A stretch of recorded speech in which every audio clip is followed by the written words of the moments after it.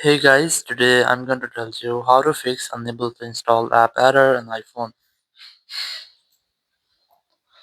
If you're using any iPhone, you're facing the issue that whenever you try to install any app, you might see the error that is unable to install that app. So let's see some possible fixes for this.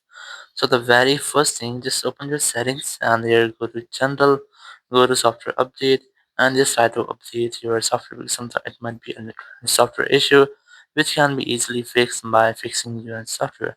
After updating software, just simply go back and you just have to make sure that you have a stable and strongest internet connection and you have to also make sure that you're not connected to any kind of VPN. After that, just go to iPhone storage and you have to make sure that you have enough storage in your iPhone, which is almost 5 to 10 GB more than your app size to download, install, and run any app smoothly. And after doing this, just simply go back and you have to retry to check if your issue has been fixed or not.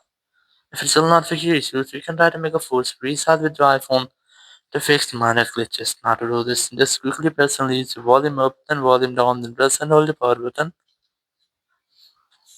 and wait for your phone until the screen goes fully black. And once you get the black screen, you just have to wait for Apple logo. And once you get the Apple logo, just release the button and wait for your phone until it restarts. After restarting, just unlock your phone. And here you have to retry to check if the issue has been fixed or not. If it's still not fixed your issues, you can go to your settings app, go to screen time section, go to content and privacy restrictions, and disable all the restrictions from here. After disabling the restriction, just go back and go to iPhone storage section. Go to general, go to iPhone storage, and just recheck your iPhone storage. Or you can also try to go to your apps section, look for your browser. It might be Safari in my case. Just select the browser and just try to clear app history and website data. Just select clear history and website data, then tap on clear history. So it will clear all the website data because sometimes it might be that your website data might include some bugs.